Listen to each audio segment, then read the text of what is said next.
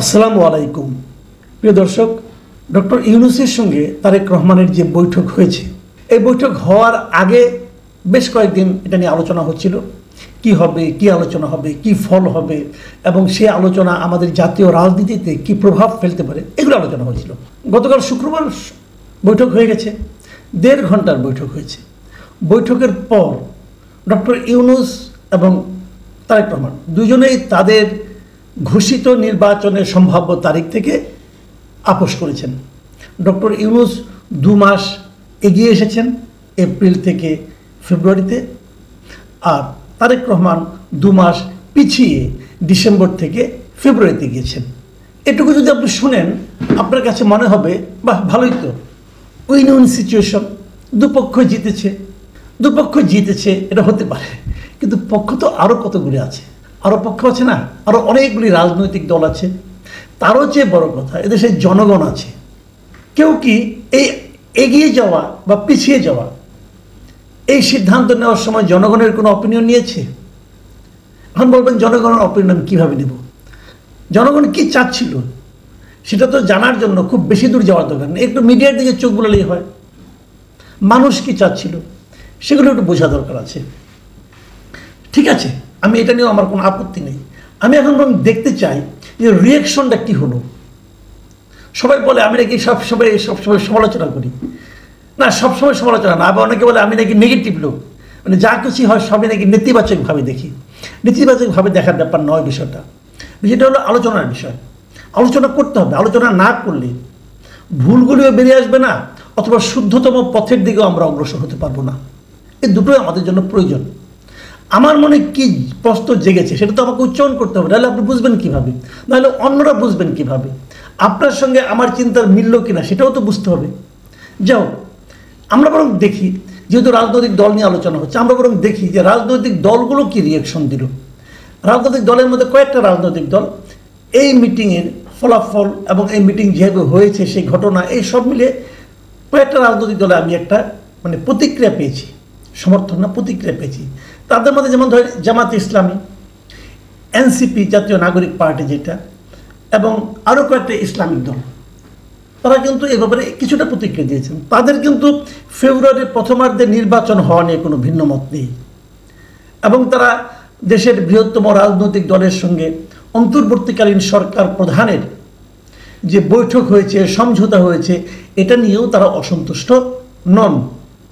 তাদের প্রশ্ন হচ্ছে, সরকার এটা তো অন্তর্বর্তীকালীন সরকার, এই সরকারের কাছে সব দলই সমান। তো এই অন্তর্বর্তীকালীন সরকার কিভাবে একটা রাজনৈতিক দলের সঙ্গে মাত্র কথা বলে নির্বাচনের ডেট ঘোষণা করতে পারে? তাদের প্রশ্ন কিন্তু এই পয়েন্টে, এবং তাদের এই পয়েন্টটাকে কিন্তু আপনি ইগনোর করতে পারবেন না। তারা প্রশ্ন করতেই পারে যে আপনি আগের বারে যখন ডেটটা ঘোষণা করলেন, তখন সকল রাজনৈতিক দলের সঙ্গে আলোচনা করার পর ঘোষণা করেছিলেন। সে ঘোষণায় কেউ পছন্দ করেছে, কেউ করেনি, এবং সে ঘোষণায় ওই সময় যে রাজনৈতিক দলগুলো আপনার সঙ্গে মিটিং করেছিল, তাদের মধ্যে সংখ্যাগরিষ্ঠ দল প্রায় 80% দলের যে মতামত ছিল, সেই মতামতকে উপেক্ষা করে আপনি নিজের মতো একটা ডেট ঘোষণা করেছেন, এবং সেখানে বিএনপির মতামতকে আপনি উপেক্ষা করেছেন। আপনার মতামতটা আপনি কার সঙ্গে আলাপ করে করলেন অথবা কোন দলের সমর্থনে করলেন বোঝা গেল না। কিন্তু কিছু কিছু রাজনৈতিক দল তখন আপনাকে সমর্থনও দিয়েছে, জামাত দিয়েছে, এনসিপি দিয়েছে, এরা দিয়েছে। যারা তাকে এপ্রিলে সমর্থন দিয়েছিল ওই প্রক্রিয়ার কারণে, যে সবার সঙ্গে আলোচনার পর আপনি আপনার নিজস্ব বিবেচনায় আপনাকে তারিখ ঘোষণা করেছিলেন। কিন্তু এবার আপনি একটা মাত্র রাজনৈতিক দলের সঙ্গে আলোচনা করে আপনি ডেটটাকে 2 মাস এগিয়ে আনলেন, ডেটটাকে চেঞ্জ করলেন। এই যে প্রক্রিয়াটা, এই প্রক্রিয়াটার সমালোচনা এই দলগুলো করেছে। আমি কিন্তু এই দলগুলোর সমালোচনাকে উড়িয়ে দিচ্ছি না, আমি মনে করি এটা ভ্যালিড একটা ক্রিটিসিজম। সরকারকে বুঝতে হবে যে আপনি একটা যা কিছুই করবেন একটা সিস্টেমের মধ্যে থেকে আপনাকে করতে হবে। আপনি তারেক রহমানের বক্তব্য শুনলেন, শুনে এসে দেশে বসে আপনি এই কাজটা করতে পারতেন, সবার সঙ্গে আবার আলোচনা করতেন, ওটা আবার দ্বিতীয়বার ঘোষণা করতে পারতেন। ওখানে বসেই যে ঘোষণাটা করলেন, এটা কেন? আমি মনে করি একটা না বুঝে করেছেন, আমি তা মনে করি না। এখানে একটা রাজনীতি আছে বলে আমার ধারণা। এখন সেই ধারণাটা নিয়ে আমি আলোচনা করব। তার আগে আমি অন্য একটা আলোচনা করি। যে আলোচনা করব এই আলোচনার মধ্যে ওই ধারণাটাও কিছুটা প্রকাশিত হবে। আপনাদের মনে আছে যৌথ বিবৃতি, মানে সরকার এবং বিএনপির যে বিবৃতি, একসঙ্গে বিবৃতি, যেটা আবার পড়ে শুনিয়েছেন মিস্টার খলিলুর রহমান, যার ব্যাপারে বিএনপি প্রকাশ্যে তাদের অবজারভেশন জানিয়েছিলেন। যে 3 জন উপদেষ্টাকে তারা পদত্যাগ করার দাবি জানিয়েছিলেন, মানে বের করে দেওয়ার দাবি জানিয়েছিলেন, তার মধ্যে খলিলুর রহমান একজন। আর তাকে দিয়ে এই অন্তর্বর্তীকালীন সরকার যৌথ বিবৃতিটা পড়িয়েছেন। কেবল পড়ার নেই, বিএনপির এখানে আরেকজন যে নেতা, সিনিয়র নেতা গিয়েছিলেন আমির খসরু মাহমুদ চৌধুরী, আমির খসরু মাহমুদ চৌধুরীর সঙ্গে কিন্তু এই ডক্টর খলিলুর রহমান আলাদা একটা মিটিং বৈঠকও করেছেন। তার মানে ডক্টর ইউনূস প্রমাণ করেছেন যে উনি ওনার কাছে গুরুত্বপূর্ণ। তোমরা তাকে যতই বের করে দিতে বলো না কেন, আমি তো বের করবোই না, বরং তোমাদের সঙ্গে মিটিংয়ে বসাবো এবং তোমরাও হাসি মুখে তার সঙ্গেই মিটিং করবে। বিএনপি করেছে, আনন্দের সঙ্গেই করেছে। এবং তারপর যখন তারা যৌথ বিবৃতি দিয়েছে, মানে একসঙ্গে যখন প্রেস কনফারেন্স করেছে, এখানে সাংবাদিকরাও ছিলেন, সেখানেও কিন্তু সেই যৌথ বিবৃতিটা পড়ে শুনিয়েছেন এই খলিলুর রহমান। উনি পড়ে শুনেছেন। এই বিবৃতি কে ড্রাফট করেছে এটা আমি জানি না, তবে ড্রাফটার মধ্যে যে একটা চাতুর্য আছে সেটা আমি কালকে কিছুটা বলেছি, আবার বলি। এই যৌথ বিবৃতিতে আসলে ইস্যু এসেছে কয়টা বলেন তো? কয়টা ইস্যু? একটা ইস্যু এসেছে যে তারেক রহমানই যে পয়েন্টটা এসেছে, ভালোভাবে খেয়াল করবেন, যে এই যে রমজানের আগে নির্বাচন করার যে প্রস্তাবটা কে দিয়েছে? তারেক রহমান দিয়েছে। এবং তারেক রহমান দেওয়ার সময় এটাও বলেছে যে এই প্রস্তাবে তার মা, মানে দলের চেয়ারপারসন খালেদা জিয়াও এইটাই চান, উনি এবং ওনার মা চান এটা, মানে ওরা দলের শীর্ষ 2 জন লিডার এটা চান। মানে প্রস্তাবটা তারেক রহমানের কাছ থেকে এসেছে। তারেক রহমানকে উনি আগে রিকোয়েস্ট করেছেন কি করেন না এটা আমি জানতে পারবো না, আপনিও জানেন না, কারণ আগে সব তো জানি, যতটুকু লেখা আছে অতটুকু আমি বলছি। তো খলিলুর রহমানের পড়া আছে, বিবৃতিতে বলা হয়েছে তারেক রহমানই বলেছেন, মানে ডিসেম্বর থেকে সরে ফেব্রুয়ারিতে তারেক রহমান প্রথম এসেছেন।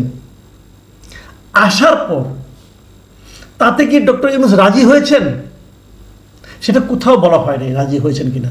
উনি কি বলেছেন যে যদি সব প্রস্তুতি সম্পন্ন করা যায় তাহলে রমজানের আগের সপ্তাহেও নির্বাচন আয়োজন করা যেতে পারে। সব প্রস্তুতি সম্পন্ন করার দায়িত্ব কার? তারেক রহমানের না, আপনার, আমার না, কার? সরকারের। এখন সরকার যদি সব সম্পন্ন করতে না পারে প্রস্তুতি, তাহলে হবে না। ক্লিয়ার করে কিন্তু বলেননি। অনেকে দেখলাম লাফাচ্ছে যে 19শে ফেব্রুয়ারি রোজা হবে, তার যদি আগের সপ্তাহে হয় তাহলে সাধারণত নির্বাচন হয় আমাদের এখানে বৃহস্পতিবার, তাহলে বৃহস্পতিবার হলে 12ই ফেব্রুয়ারি হয়।